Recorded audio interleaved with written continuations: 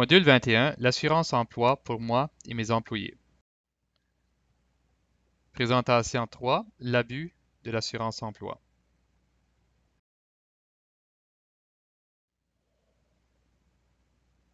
Dans cette capsule ou cette présentation, nous allons considérer 4 sujets. Donc le premier, que j'appelle un sujet vache sacrée. Deuxième, quel est le rôle de l'entrepreneur quant à l'abus? Le troisième, le travail au noir ou qu'on appelle couramment sous la table. Et aussi, le quatrième point que j'aimerais toucher, c'est une assurance et non une dépendance.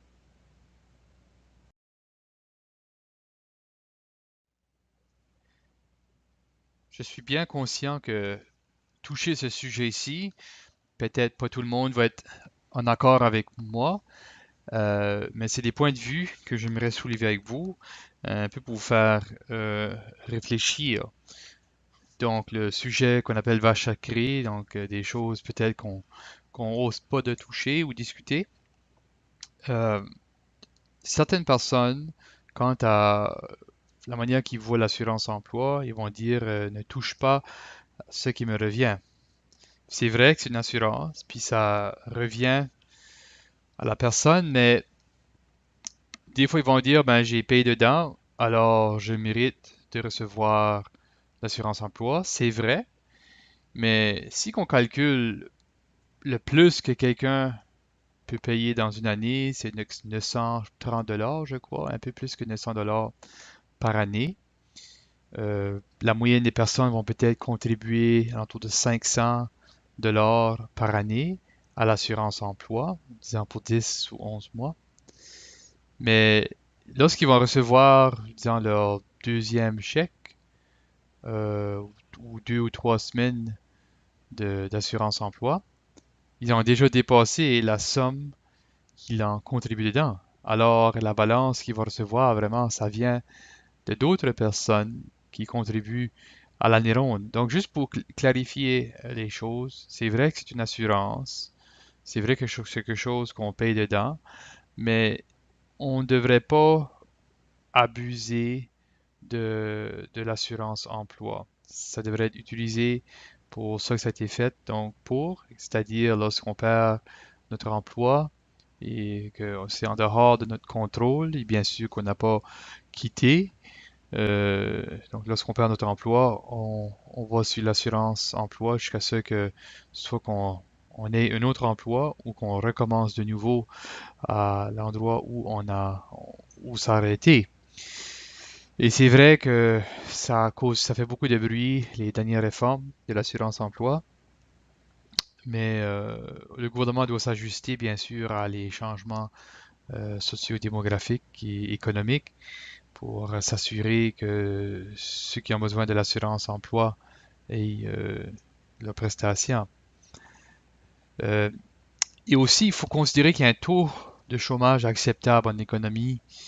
Euh, Lorsque le taux de chômage atteint des hauts pourcentages, 12, 13, 14, 15, 16% de taux de chômage, ça crée bien sûr beaucoup de problèmes sociaux, économiques, ainsi de suite. Un taux de chômage acceptable, on peut dire que ça irait à l'entour du 6-7%. Donc ça, c'est acceptable pour une économie. Mais tous les économistes vont dire que lorsqu'un taux de chômage atteint des hauts chiffres, 12% en montant, euh, c'est pas acceptable. Donc, il faut se poser la question, est-ce que les choses doivent être comme qu'ils ont toujours été ici dans cette province? Est-ce qu'il y a moyen de réduire le taux de chômage? Est-ce qu'il y a moyen, comme province, de pouvoir augmenter le produit intérieur brut, c'est-à-dire tout ce qu'on produit, donc les services aussi qu'on offre? Est-ce qu'il y a moyen d'augmenter notre exportation dans d'autres pays ou dans d'autres provinces? Donc, c'est ça des questions qu'on doit se poser et non penser qu'on doit toujours être dans cet état ici où que le taux de chômage est élevé et les opportunités pour les jeunes ne sont pas toujours là.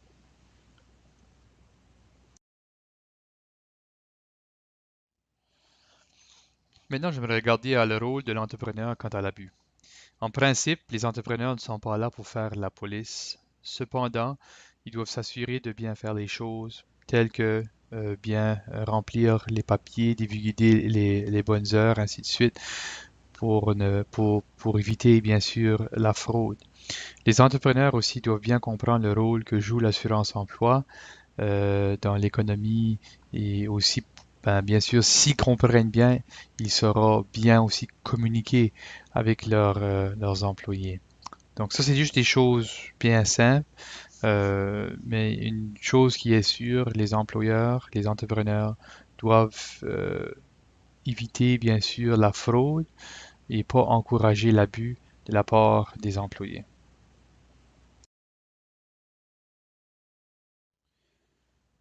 Voici quelques informations qui sont adressées aux employeurs qui est tiré du site fédéral de l'Agence de Revenu Canada.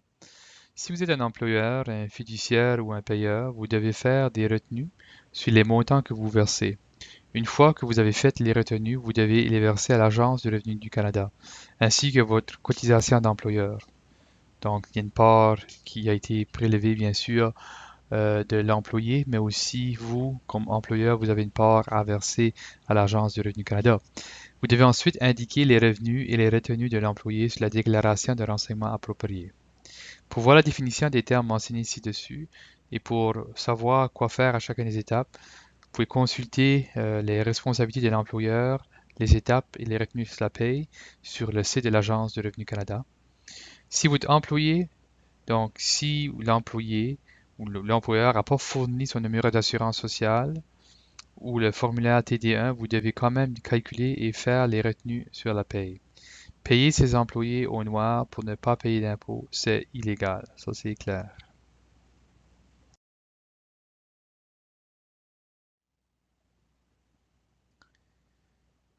Tout dernièrement, j'ai consulté le site populaire Kijiji pour voir s'il y a des personnes qui offraient leurs services et qui voulaient être payées cash ou travailler au noir ou sur la table. Puis j'ai vite tombé sur cette personne, une femme qui cherchait travail, puis c'est clairement indiqué cash. Et on est même, j'ai consulté le site de Radio-Canada, il y avait un, un reportage qui était là, puis il parlait des personnes qui travaillent sur la table pour 1500 à 2000 $ par semaine. C'est des choses qui se font, mais c'est pas des choses qui doivent être qui sont encouragées, c'est pas correct parce que c'est la fraude. Ces personnes-là ne payent pas d'impôts, bien sûr, et il y a des personnes qui bénéficient de l'assurance emploi et qui travaillent sur la table en même temps. Donc, c'est des choses qui se passent qui ne devraient pas se passer. Donc, c'est clair, c'est illégal, c'est de la fraude. Je suis bien conscient qu'il y a des personnes peut-être qui ne sont pas d'accord avec mes propos, mais c'est clair que selon le gouvernement du Canada, ces choses-là ne sont pas acceptables.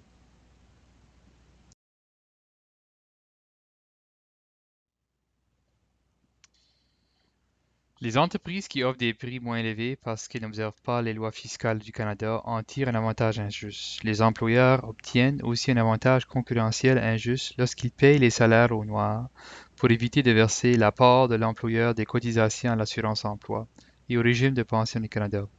Leurs employés sont alors privés des avantages que procurent ces importants programmes sociaux.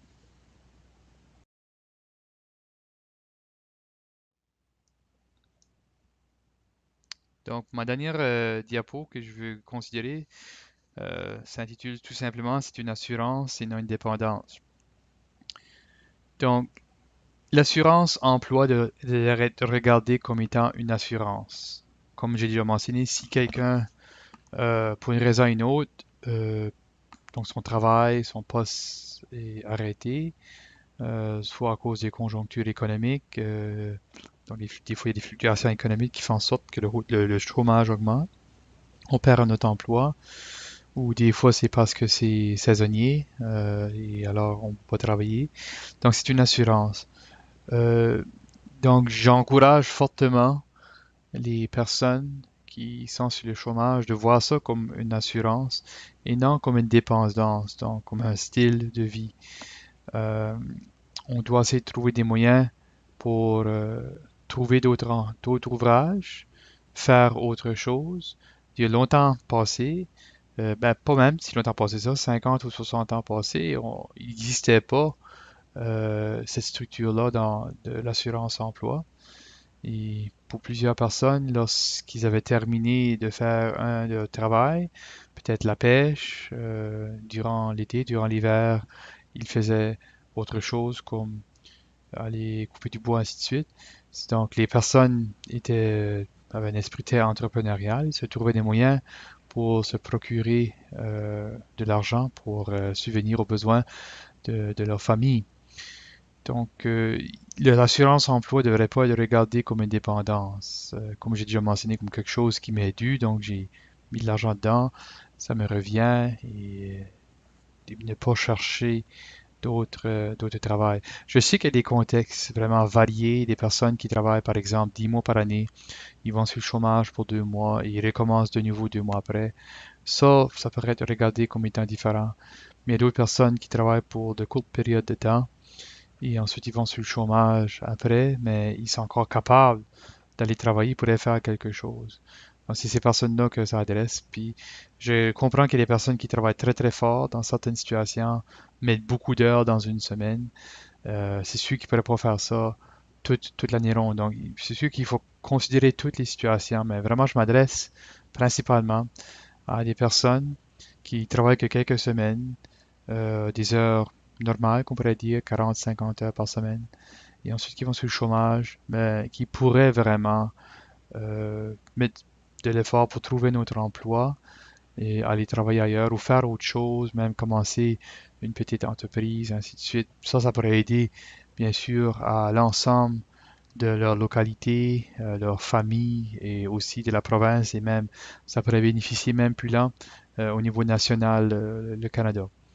Donc ça conclut cette présentation ici. Il pourrait maintenant consulter la quatrième présentation.